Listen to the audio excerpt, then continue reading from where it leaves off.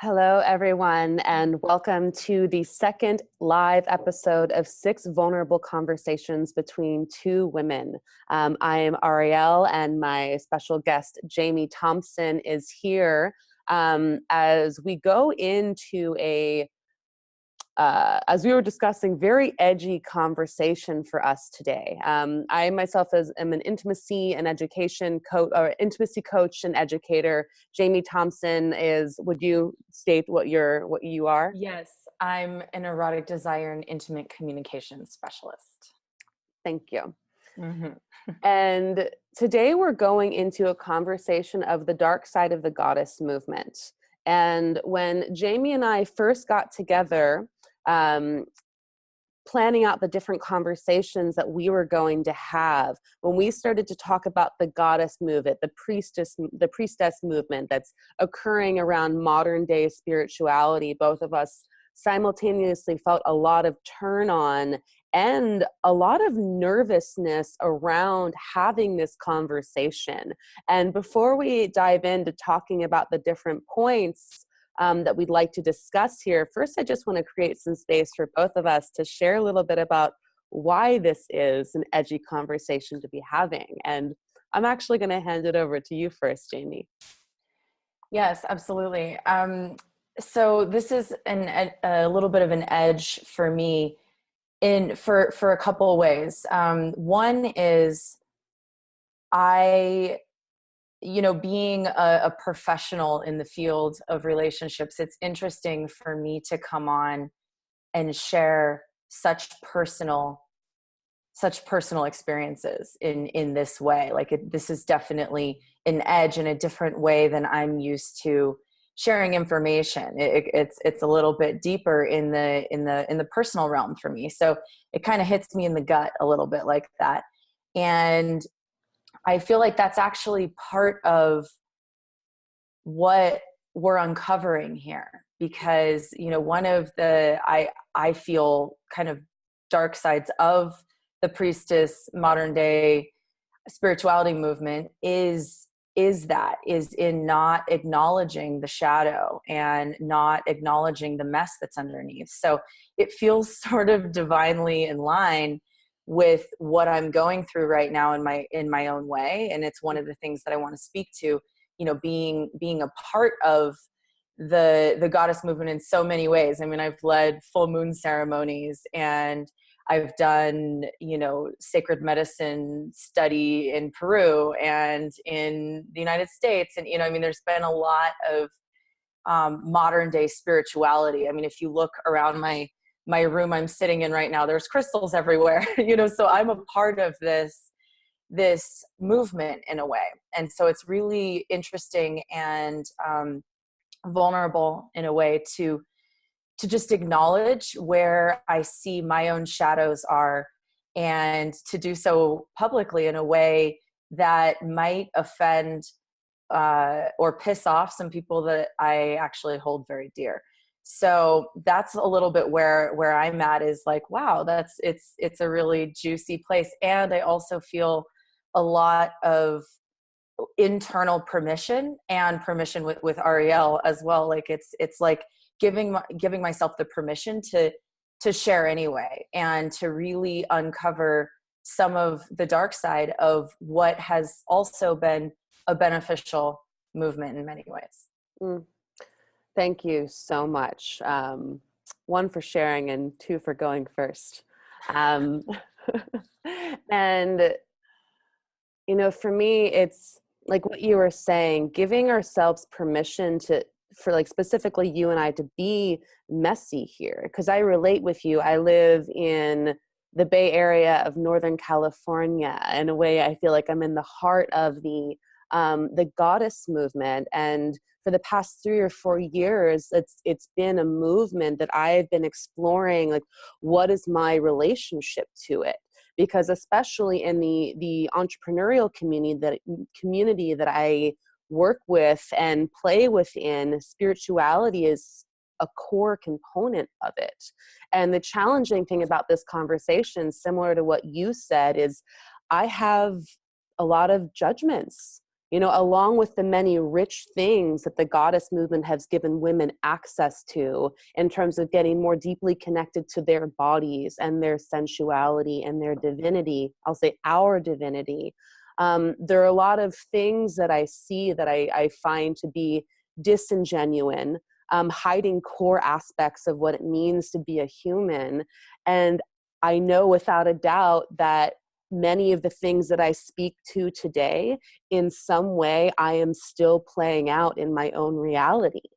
And one of the dark sides of the goddess and really just spiritual movement in general that I find is that in the pursuit of enlightenment, we seem to think that that means we can only divulge and reveal the pure, you know, perfect aspects of who we are.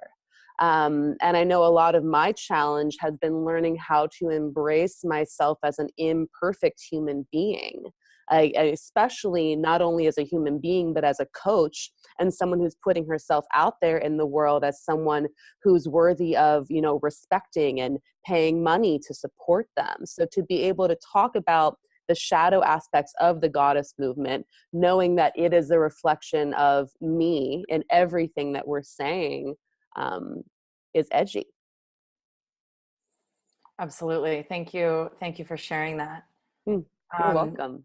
yeah, I feel like with what you just shared, it almost kind of launches into the beginning of what we're talking about here. Do you want to just dive in? Yeah, let's do it. Yeah. Okay. Do you want to start with the So first topic? yeah, sure. Well, I think that what Arielle is speaking to, what you're speaking to, is honoring our own dark side, and really being aware of, like, I think there's this experience with the modern spiritual movement where it's like there's a lot of value in our light, and we really move with a lot of velocity sometimes towards that, and you know, we have these visions, and we're working on becoming our best self, and in that process it seems like sometimes we miss some of the shadow aspects, which also have equal value. And it's like, if we're flying a plane and we're only looking out one window, we're not having a whole experience. Mhm. And in that, I've experienced some abandonment of myself in my own in that, because for a long time, I had this issue specifically around money, and I felt like making a lot of money was really selfish. And and it was a part of me that wanted to be more spiritual, that thought that, oh, if I take in a lot, then I am taking something away from other people, Mm.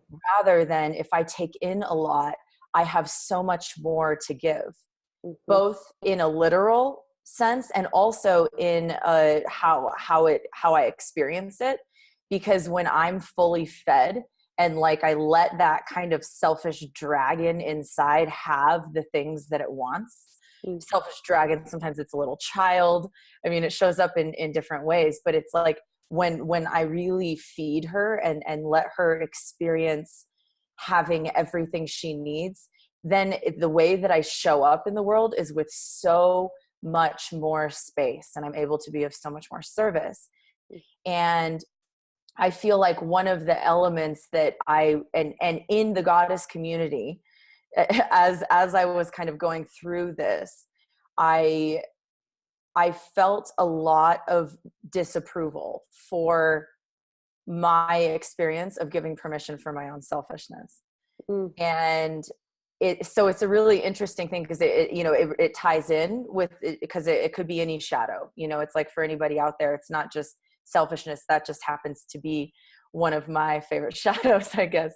But there's so many ways, and there's a way in which and myself, when I was in the community as well, I noticed that it's like there's a culture that I felt was created, that I was a part of, that is not giving permission and approval for people who think really differently, or for people who aren't in it, or for people who haven't got it yet. Mhm. And so that's kind of one of the areas where I'm really aware of and looking at, and still looking at in my own life. Like, where am I seeing someone else as an other and not fully giving approval for their perspective as having equal value as my own, because I'm a part of this movement and there's a certain almost dogma about that movement. And so it's like, where am I othering? Where am I abandoning myself? Where am I not honoring or giving permission? Mm. Beautiful. Thank you. I appreciate you bringing up the conversation around money, because in all honesty, my experience is that the dichotomy between the goddess movement and being financially successful has been, a really like complicated and nuanced and challenging process. And I'm experiencing financial success in my life truly for the first time ever. And it's been interesting noticing as I share more about my success, specifically in women's circles or goddess circles, noticing the feeling of not being received, or like the energy of not being able to be held. And what it reflects for me is noticing my own experience of when I would see other women in the god, or just in general, other women being successful financially. It's like I couldn't hold space for them. And now I'm seeing, as I'm experiencing this on the other side, how in a lot of women's circles, we as women haven't learned how to hold space for other women stepping into their prosperity. And a big curiosity for me, because I relate the goddess movement with the earth, with, a reverence for the earth, the goddesses of the earth. And one of the biggest decross wirings that needed to happen for me to really allow wealth into my life was to believe that I could be prosperous financially and still be deeply connected to the earth, and not feel that it was an either or. Like I could be wealthy or I could love Mother Nature. And I know for me, in one of, I'm in a coven that we meet virtually once every other week. And there's a woman in it who I have such a deep respect for. And she's been leading, like, on a mass level, a lot of goddess circles, and feeling like I was able to bring discussion around money and my business, which is a conduit for bringing like this awakeness, this intimacy, this connection, this truth into the world. I didn't quite feel like it was permitted there. And I guess my curiosity here, as we start to move on to the next topic, is how do we as women who identify deeply with spirituality look at our relationship with money and question, is our rejection of money that we actually don't want it and don't like it, or that we believe that we can't have it because we don't know how to form a relationship with it? Right. Or also, just adding to that, does money mean something? Like, are we projecting a certain meaning of a certain kind of person that has money onto money, when money itself is neutral? It's like technology. It's neutral. You can use it for good. You can use it for bad. I mean, if we're operating in good and bad, right? But you can use it for whatever you want. Mm-hmm. And so for me, there's been a reconciling of what it means to me. And I had to pierce through like what seemed like a brick wall, but was actually an invisible cloud of fog. But I had to pierce through this idea of selfish, evil people are the ones who have money, Mm-hmm. and they aren't generous, and they just use it to like gluttonously have more money. And I had this like idea of that was my archetype for people that, that had money. And so for me, the real work was in actually I had to remove myself a little bit from the goddess community in order to do this work. I actually wasn't able to do it inside of it because of what you were saying of not having approval for it. And then some of the, some people that some, friends, clients, people that I know are coming to me now, like, well, how do I do that? Like, I want more money, but it's almost like, is that okay to want more money? And then this guilt that comes along with it. And yeah, it's interesting, because I think also, associated with money, kind of moving on, is also this idea of masculine and feminine energy, and having it's like, what are the things that are not okay within the goddess movement? Like, that's kind of what we're looking at here, right? Mm-hmm. And one of the other pieces is this idea that our sexuality has to be a certain way, and we need to be super feminine, and we need to there's almost this experience, and this is my experience, but there's almost this experience that I need to wear a certain kind of dress, I need to wear a certain kind of beads and jewelry, I need to elevate my voice in a certain way that isn't actually real for me. The voice elevation. And it's like it be really soft in a way that isn't actually natural for me. Mm-hmm. And this is a big one, because let me tell you something. I am a very raw, crude. I'm raw. I'm loud. It's like there's just an element of my being and my essence that I found myself wanting to adjust, mm-hmm. so that I could fit in to this cool goddess movement. And part of that being as well, just to speak to this, is that I can hold a lot of masculine energy, mm-hmm. and have the ability to hold a container for myself, for my feminine to come out, without necessarily needing a man to support that as well. And then the choice of consciously surrendering is really amazing as well. And it's like, I felt like there was no approval for directness, or for like these aspects that I actually really like and enjoy and wanted to keep for myself. So I found myself having to like really hold, like, okay, it's okay for me to be different in this. It's okay for me to not show up as the archetype that all goddesses are. Yep. I relate to a lot of what you're saying, like specifically the feeling of when I show up to an event where there's, it's goddess and spirituality oriented, that definitely the voice elevation, that I need to be smiling, that I need to embrace every woman as though I've known her forever. And just like, oh my God. And it's challenging, because like I look at the places where I still do that. And I think that's really just a challenge for women in general. It's like women are coming out of, having so much feelings of competition and scarcity with other women, that I almost feel like we're overcompensating to like, let me overly let you know that I love you so you don't think that I hate you.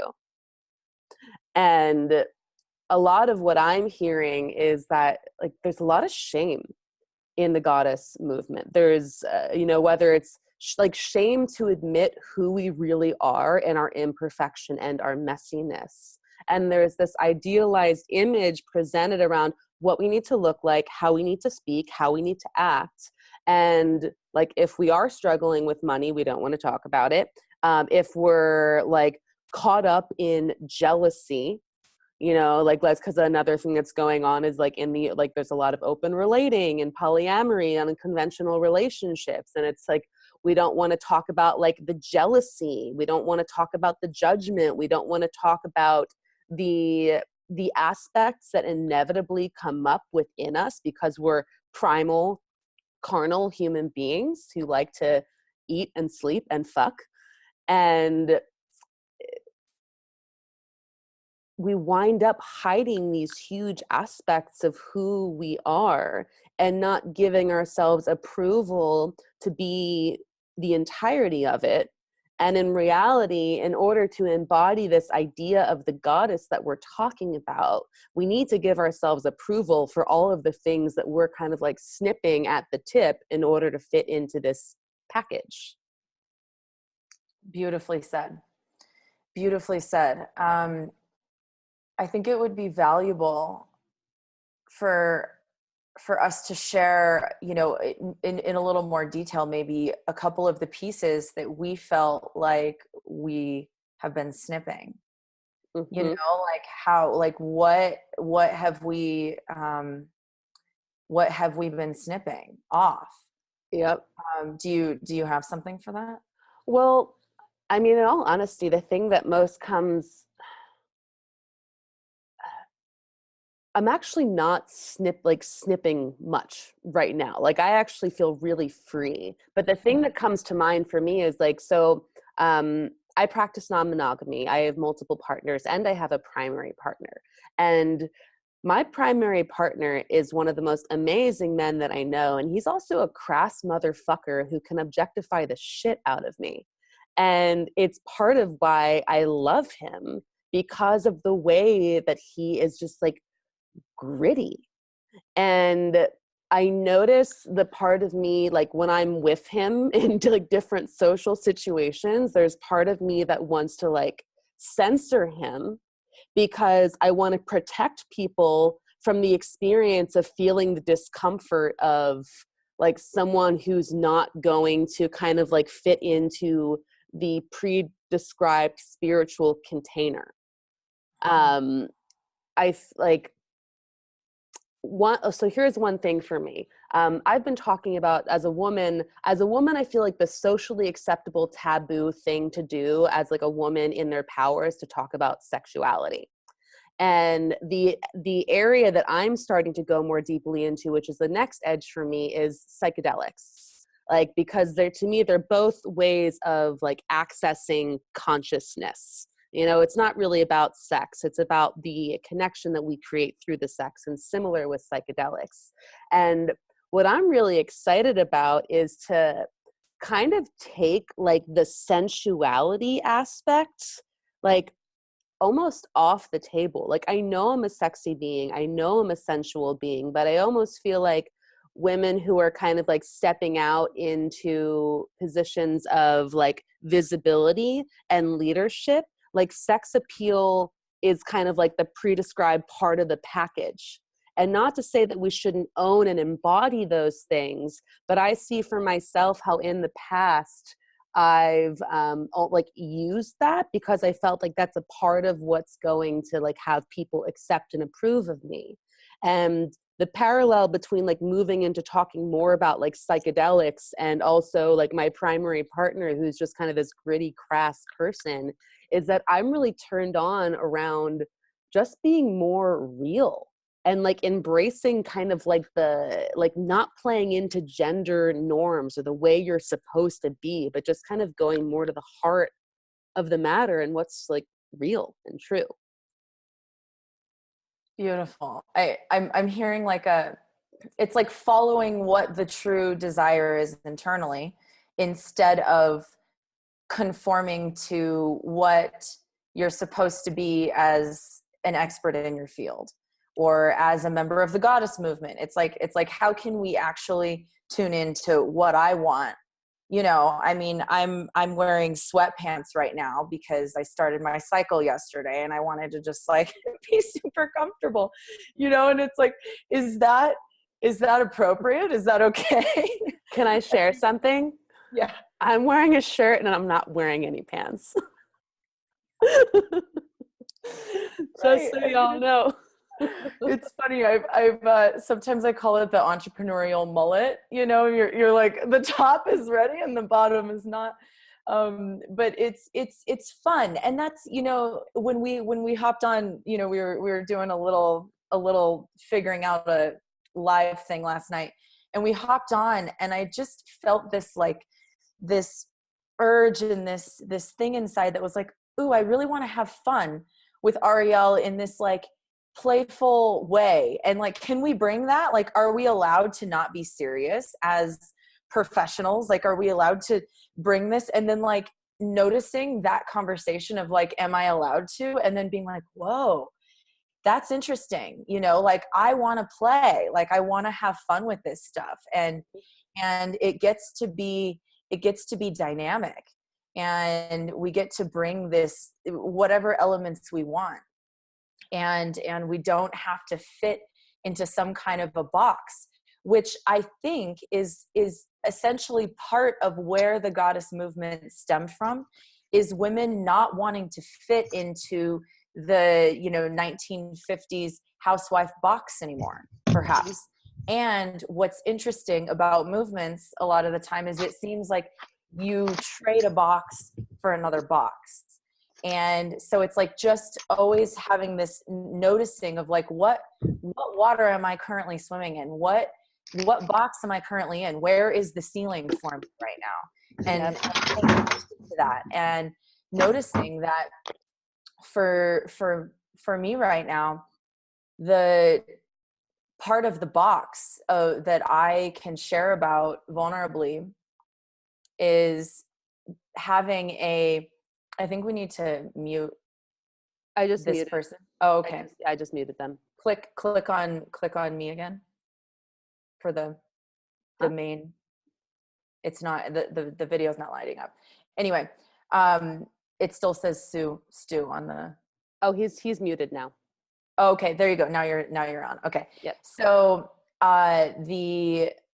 what I'm noticing is this, that perhaps I've traded, and this is, just riffing with this right now, but perhaps I've traded the box of the goddess for a professional box. And I just heard that and what you're saying. And it's really interesting, because it's like, okay, well, how can I continually be in this conversation, even while being a professional, in undoing the ideas and the identities that I've attached to that I have to be. And then that is a lot of what I also teach in relationships. So it's like that's what I'm working on doing in relationship is undoing and letting go of these preconceived notions and identities and ideas that I have boxed myself into, and allowing a more pure present moment experience of self to come through that isn't rehearsed or maybe has never happened before. And then, holy shit, I'm having a new experience and it feels really different in this moment, and it's like allowing whatever wants to come through without the filters, without all the filters of like, oh, well, I need to be this and I need to be that. It's like I've almost experienced in my especially in the thick days of perfectionism, like a bullet pointed list. That's my Virgo coming out, right? But there's this like bullet pointed list of like, well, you need to be X, Y, and Z. And if it applies to all those things, then go ahead and speak and go ahead and say it, which is so against my nature as like a really outspoken kind of human being. So it's interesting as going through a lot of this development, and this is kind of expanding into personal development from spiritual development as well, but how we then have this idea of, oh, now I need to show up as this thing that I just discovered, and I don't get to be whatever is real for me in this moment anymore. Oh my goodness. Thank you. And the thing that I want to say is fuck it. Like, fuck it. There are so many people fitting into the box of what it means to be professional in order to be successful. And it's like, the cool thing is, Jamie, we're doing it. We're figuring it out and doing it. And what I'm finding in the conversations that I'm having with people, and like where the direction that like I'm moving with my clients, like people are tired of this box. And I feel like the number one thing that we are wanting to learn is how to break out of the box and not follow any of the constraints that society has placed upon us. Like when I hear you talking about, stepping into different, like, oh, each different movement is its own different box. It's like with the goddess movement, like that's a beautiful aspect of ourselves that we get to identify with. That's why I like to like go into these different disciplines and like pull like different pieces, like, oh, the goddess movement, like, oh, the priestess movement, like, oh, the psychedelic movement, oh, the sexuality movement. It's like they're all aspects of who we are. And man, the goddess movement in particular, and just for women in particular, I feel like we as women are still like just learning to trust that we are allowed to exist in the world in some capacity, that we're like, wait, like, but we're just learning how to be who we need to be accepted in the work worlds. How could I actually just let myself be like messy, be vulgar, be unprofessional, and trust that I'm still respected? Like, it's kind of to me related to the whole slut shaming thing. Like, we can't be too out, like, it's like we as women in the goddess movement can like own that we love sex if it's sacred, you know, and if it's like, oh, it's like this. But like, what about the part of us that's a cock worshiper? Like, what about the part of us that like likes to get fucked? And especially in the goddess movement, for so many women who I feel are kind of caught in like the scarcity cycle of like replacing spirituality with material world safety and prosperity, like our willingness to relate in a carnal way to those desires, I found is very much related to our ability to bring in prosperity, to bring in money. And that shame for those desires, and the energy of shame, the shame for not being perfect and having it all figured out, is the number one thing that keeps what we desire at a distance. Absolutely. Absolutely. Shame and like with that shame, I feel like sometimes what covers it up is arrogance. Like there's like a almost like, yeah, that shame's there, but I'm not going to look at it because I am now an evolved human being. So I don't have primal sexual desires anymore. I only have tantra sex. Right. And I'm like going into it because like, that's something that, I have experienced with, you know, like I've experienced my own shame coming up around being someone who really enjoys different kinds of sex and really enjoys power play and some of the more taboo nature, and really enjoys just like you know, I was in a relationship with a woman for 2 years, and part of the reason why I actually left that relationship and you know, we ended very in a really amazing way. It was a natural evolution of it. But part of what was missing for both of us was this like this experience of having like primal man sex, because neither of us were, you know, both of us are more feminine than masculine, so neither of us were really holding that, and so we ended up kind of fluidly switching and developing the ability to hold a masculine container was an excellent skill in that relationship. And I like, you know, came to this part of myself that I was like, I really need to be with a man. I really want to get fucked in a different way. And it feels really good to say, because it's like finding this part that,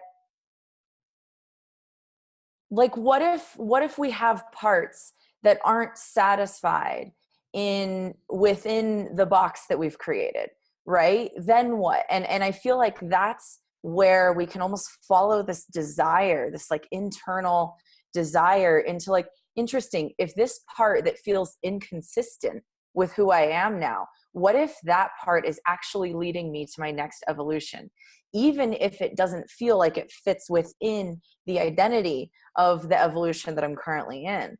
But I think that it's part of the way that we actually move into something else is by acknowledging and kind of like really feeling into, like walking into that room of this new part, you know, this new primal part of myself, walking into that room and being like, what's in here? It's interesting in here. This is a new room. What is this? Where is this coming from? because we don't know, I think there's this kind of misconception about our own shadow material, that if we go into it, we're going to get stuck there. And it's actually really interesting, because what happens when you turn on the light in a dark room? Mm-hmm. It's not dark anymore, right? It's now a part of the light, essentially, when we really go in and actually face it, Mm-hmm. and look at it. Then it becomes a part of the experience that we have and that we carry, and not something that is being repressed and not looked at and judged in the shadows. So it's super freeing for me, and I've seen it with clients, and a lot of the women that I work with also that are in relationship. It's like they're in a relationship and they have these desires that they're like, am I supposed to want this? Like, I'm not supposed to want this. And then there's shame. And it's like, that shame is actually showing us something that really wants to be seen. Mm. And that shame is so valuable and so important and so yummy, and can turn into a deeper connection, and a deeper understanding of self, and more freedom, and so much just deliciousness. Life just becomes more juicy when we're actually experiencing ourselves as whole individuals, including the shadow. I love that. I want to speak one piece to like shame and selfishness, and then I'd actually love to go into talking a little bit about the impact of the goddess movement on women's relationships with men. Great. Because I think that would be a great spot. Mm-hmm. And this is something that I've been figuring out about selfishness, because I myself like have had shame for feeling like I'm a selfish person. Like, I want a lot. I really do. And I've learned how to ask for what I want, and I'm willing to ask for what I want. And I'll always continue to desire. And I just had an experience with these 8 people this past weekend where we were doing a lot of, we did some rage work where we literally got to come up with like all the shadow aspects of who we were. Like these different statements, like, oh, I'm selfish, like, oh, I don't love my body, like, oh, I don't care about other people. And each person in the group claimed one of those statements. And then you lied on the floor, they pinned you to the floor, and you had to fight your way up onto your feet as they were saying these things to you. Like, just like, you're selfish and like all of these things. And then I went through this whole process of like fighting myself up, standing up, and looking at my partner who I told to tell me I was selfish. And I got to this place where I just got to own, like, I am selfish. Like, and that I'm actually really in ownership of the fact that I am selfish and that it's okay. And what I've realized is that, like, the reason we're afraid of being selfish is because we're hungry. Like, I think that most of the people who are actually afraid of being selfish are underneath starving, because we don't have approval. Like, if we don't have approval for the fact that we're hungry, it's going to be impossible to actually fill ourselves up. And then we just wind up becoming a hungry ghost. So we wind up just pulling for all of these things, begging for sustenance. But because we don't have approval for our desire, it just winds up falling through our systems. And it's only when we actually find approval for our desire that we can actually create a container to fill ourselves up with. And when we get filled up, we actually have the space to be selfless. But we need to learn how to fill ourselves up first. And that's what I've been learning how to do, to like find ownership for the fact that I do have desire, so that my thirst can actually be quenched. And the more I allow my thirst to be quenched by having, the income that I desire, and having the experiences that I desire, and the relationships that I desire, the more I notice my ability to put my attention outwards. So that's a piece that I want to throw in there. I love it. Receiving, it's not only about having the desire. I think there's another piece that you're speaking to that's really important, and it's receiving. It's like having the desire and then letting yourself experience the receiving of it. So it doesn't just fall through. It's actually, and then you become like I just need more. I just need more. It's like you're actually allowing yourself to fill up with the desire and allowing, and then of course take in more, but not without the process of actually fully embodying and receiving it.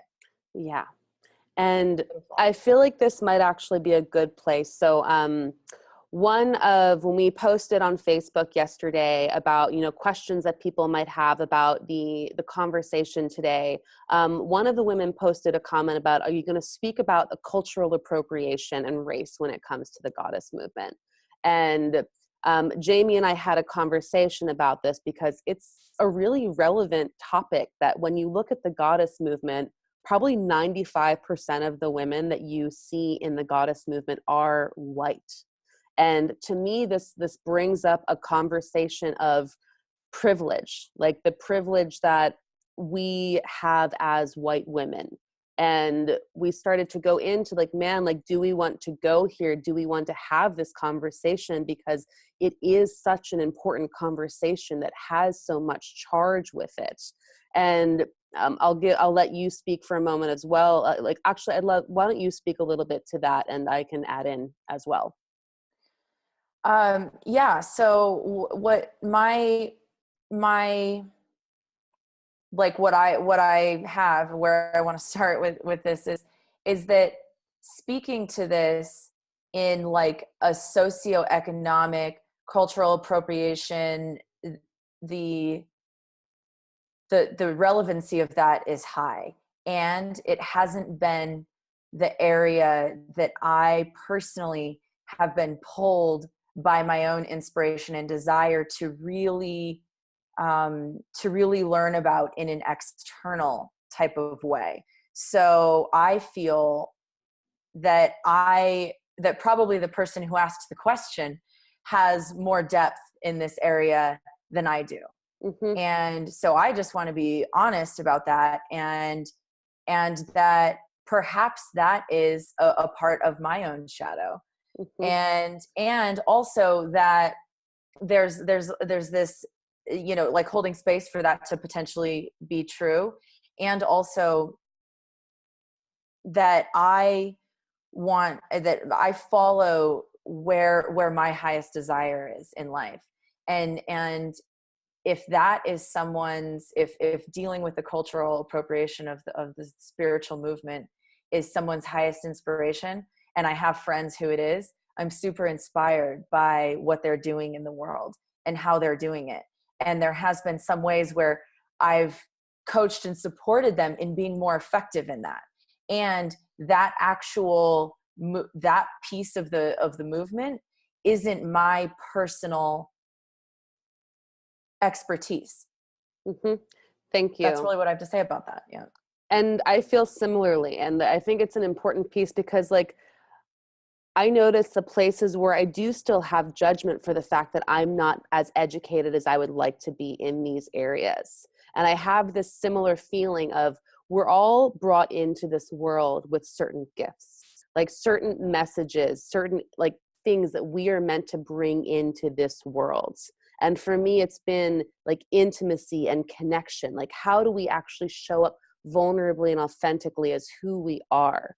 And to me, the area of privilege and cultural appropriation is something that simply because of the essence of what it is, holds such a dear place in my heart. And simultaneously, I don't feel that I have the background or the wherewithal to be able to speak about it in a way that will do it justice. So I just wanted to take a moment to name that and acknowledge that. And that's something that even though I'm not an expert on, it's something that's in my awareness and something that's important to me. Absolutely. There's so many amazing things that we can do in the world. And one of the things that I've been playing with is choosing and following through with the thing that is of the highest turn on for me at this time. And I think that that's what great leaders do. they find something that absolutely turns them up and lights them up that they have to talk about and they have to follow. And if you dilute yourself by, you know, making everything your mission, then it's not as potent. Yeah. And so I'm an advocate of us making whatever is the most important thing to us our mission. And I think that if everyone did that, the world would be a very different place.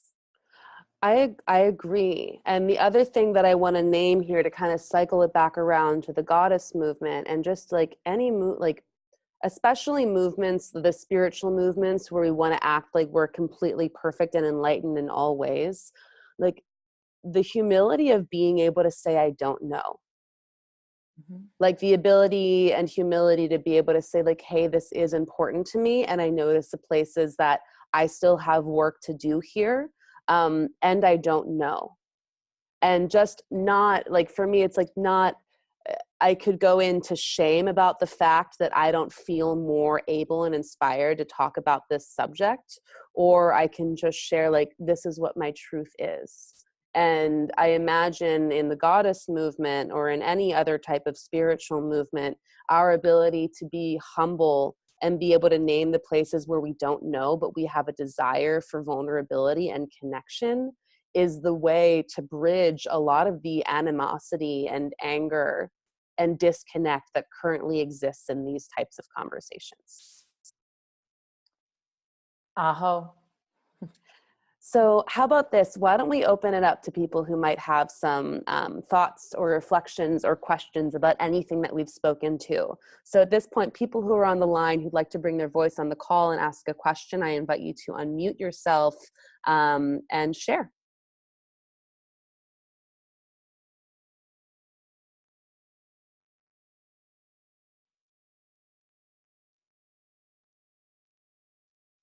It's hard for me to believe that nothing has arisen for anyone over the course of the last 45 minutes. I have so much energy coursing through my body from the conversation. Yeah.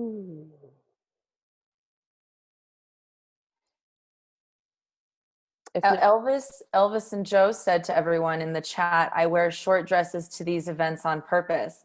I'd love, if you're willing to share, I'd love to hear more about that. Why and what I would love to hear more about that. Oh, there we go. Hi, can you hear me? Mm-hmm. Yes. Hi, yeah, it's I go to kind of red tents, that kind of thing, you know. And yeah, there's this thing that you must have a long dress, you must be like the Earth Mother, your long hair, you know. I haven't got long hair, and I've even had a comment, oh, you look nice with your hair, you know, why don't you grow your hair? And you know, it's not me. And I did go through a phase of thinking, oh, I should wear a long skirt for this, and sometimes it'd be belly dancing, and that'd be on the invitation, you know, wear something flowing, and I just think, well, that's not really me. I like kind of 60s kind of, you know, I mean, when I say short skirts, it's only like knee length, but obviously that's, you know, going against the grain. And talking about cultural appropriation, you were sort of saying that sometimes you feel a kind of shame or embarrassment that you don't know enough yet. But I'd say if it's something that just doesn't resonate with you, to me, it's like taking on, you know, something that isn't naturally yours. Like, you know, everyone seems to be a shaman, and you know, it's like these things. The value in that is that it is an indigenous thing. It's you know, passed down from generations, and it's almost in the DNA, you know. And it just seems to me to use Native American imagery and words and smudge sticks and all that, you know, if that does resonate with you and that does feel part of you, then that's fine. But it seems to be that that's part of the kit for a women's circle, is that you must have this kind of dress, this kind of hair, this kind of imagery. Do you know what I mean? And it's like another way that you have to be a woman. It's like replacing the patriarchy with, you know, this other box, like you said, you know. Mm. Mm-hmm. Beautifully said. Thank you so much for sharing. There's I feel like it's really, you spoke to something, and I just want to name it. It's like there's an experience of like, how and why are we doing the thing that we're doing? You know, noticing is like, what is my intention with this? Is my intention to you know, play and have fun? And can I just go and let this be play and have fun? Or is this something where I'm trying to fit in? Or is this something where I'm experiencing like a lack, and so I'm trying to overcompensate?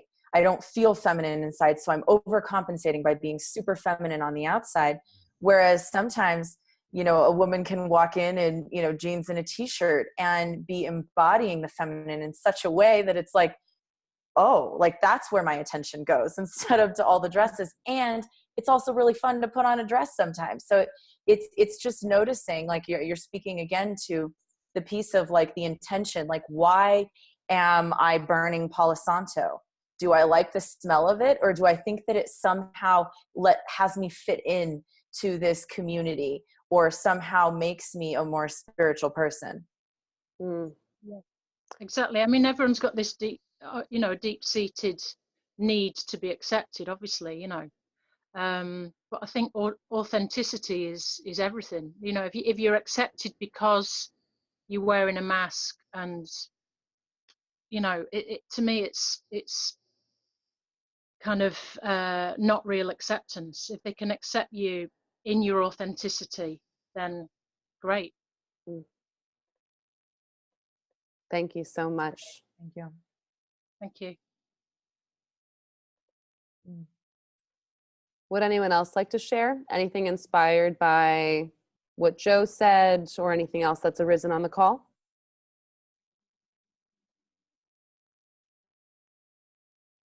Even if anybody's like triggered, I would especially love to hear like what, you know, like what, or like what did this bring up? Like, because I think this is a conversation where we can all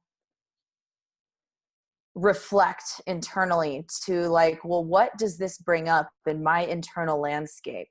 That, like, what little piece, like what little trigger is bearing its head, or where are you at with that? I'm just really curious.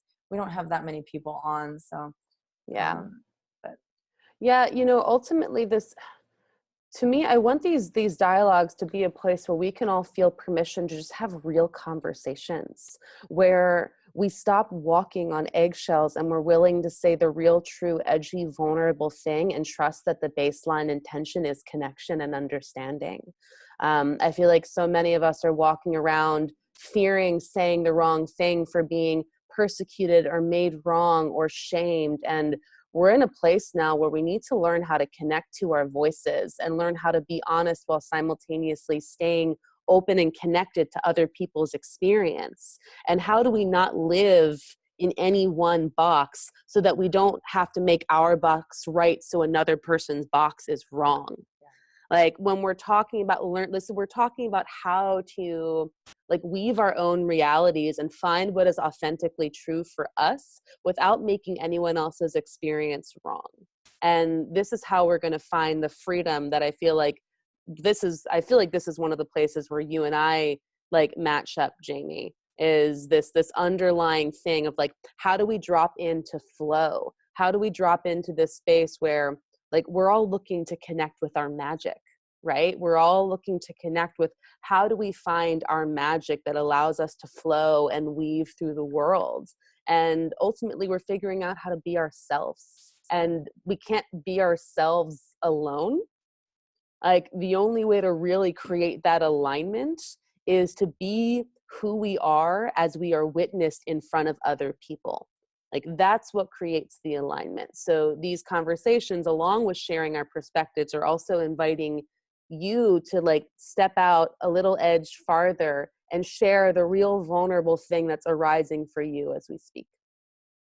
So with that being said, would anyone like to share anything else? We see some thumbs up from Elvis and Joe. Gypsy Chick raised her hand. I'll unmute you. All right, you are live. Hey, I don't really know how this thing works, this Zoom thing, so you're working. Bear with me. Am I? Okay. Mm-hmm. Great. Hi, I'm in my car because I'm, busy working too. Let's see. So I've been, in and out of the goddess community for probably about 35 years, mostly in Southern California.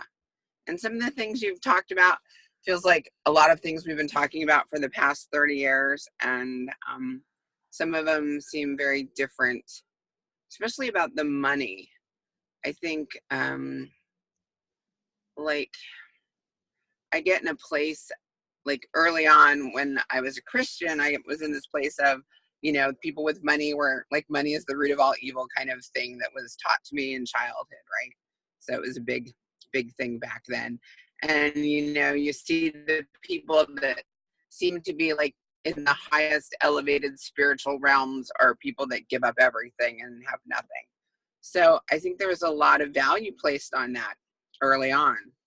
And it's not something that I see so much now, but I hear, Arielle, right? I hear like this kind of complaint you had about the goddess community and not embracing women who are abundant.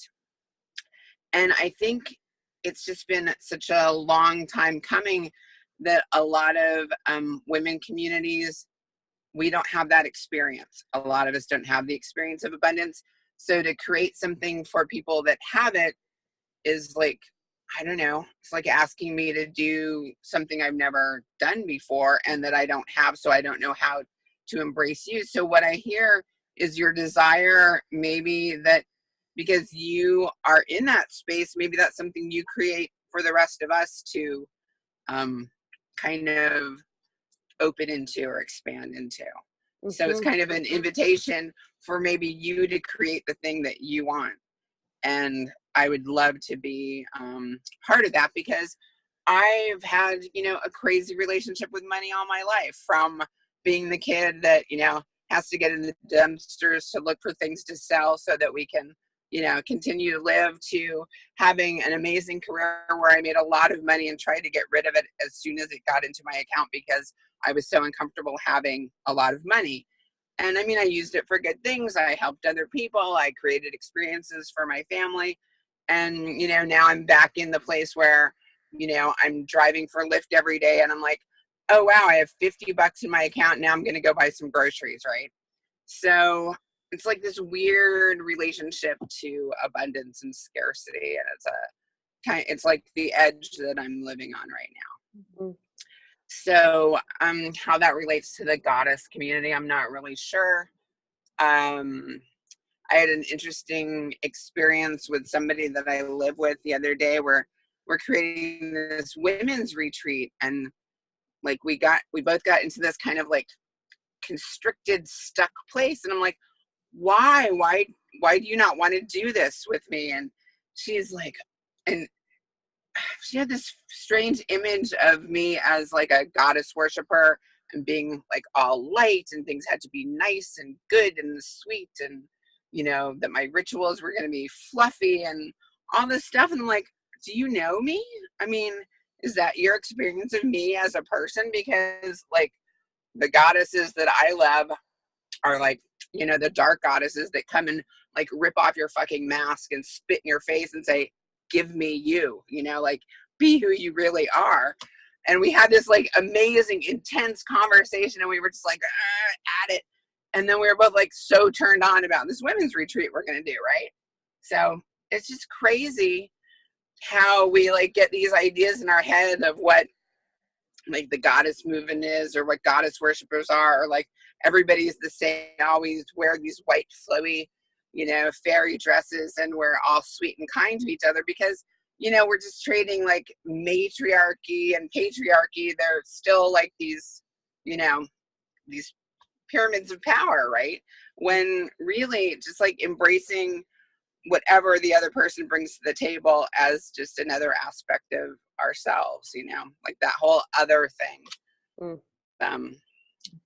Really interesting. Thank you. So yeah, sorry, I kind of get tangential at times. You don't need to apologize. Like, the first, I just want to say, I want to say thank you to the way you met what I said. Like, I felt a lot of openness and receptivity, which had me feel relaxed and safe to engage in the conversation. And especially from the generations, you know, like the generations of how things have evolved, and the importance to be able to like create bridges between these different generations of the goddess movement is something that I feel a lot of inspiration around, because it's all so separated. So I just want to thank you for that, and also just inviting your input. It's refreshing. I love it. And we have a couple minutes left, but Jamie, do you want to say anything as well? Oh yeah, I loved hearing your input. I really love hearing from people of different generations. Then I just think it's really valuable, and it's always very humbling for me. And I felt I really loved hearing you talk about how, you know, like you like embodying the goddess that'll, you know, spit in your face and say, bring me all of you. I that's amazing. And I'm like, yeah, where's that goddess circle at? You know, I mean, like that's really cool. And I love that you're playing in that. And that's inspiring to me. Like I'm inspired by the ability to bring, and you know, maybe it's like a sector of the like modern movement or something that is missing a little bit of that, because I'm imagining this goddess circle that Arielle was talking about earlier, where everyone's being really kind to each other, and then it's like, okay, now all bets are off. Let's actually start revealing truth. Let's actually start revealing truth about what are the aspects that are coming up in our field together right now. Like what is actually coming forth, and then getting to play through that, and getting to be seen in that, and having it be okay. And you demonstrated that and did that with your roommate, and that sounds really fun. Beautiful. Oh my God, there's a whole new track we can go here, and it's also 11 a.m. So I want to honor that. Thank you so much, everyone, for tuning in. Jamie, how do people get in contact with you if they want to learn more about your work? So one of the best ways to get in contact with me currently is actually through my personal Facebook. The link, I believe the link is in here, but it's facebook.com/Miss Jamie Elizabeth. And that's my personal Facebook. And then my website is also www.relationshipflowstate.com. Mm-hmm. Thank you. And for those who are interested in getting in touch with me, you can visit my website at www.ariellebrown.com. That's ARIELLEBROWN.com. Within the next couple of weeks, these recordings are going to be uploaded to toughLove.live/6-conversations. And next week at 10 a.m. Pacific Standard Time on Tuesday, we are going to be talking about power, surrender, and releasing control. So thank you everyone for tuning in. So great to hear your voices, and we will see you next time. Bye.